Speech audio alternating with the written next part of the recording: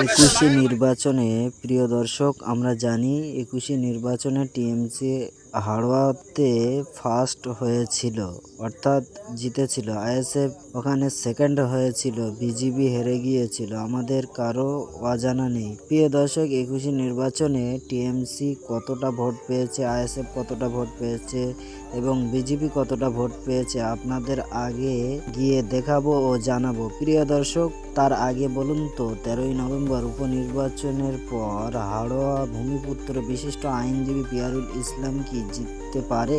MLA হওয়ার সম্ভাবনা আছে কি? আপনাদের মূল্যবান মতামত কমেন্টের মাধ্যমে জানাবেন। প্রিয় দর্শক, 21শে নির্বাচনে টিএমসি ভোট পেয়েছিল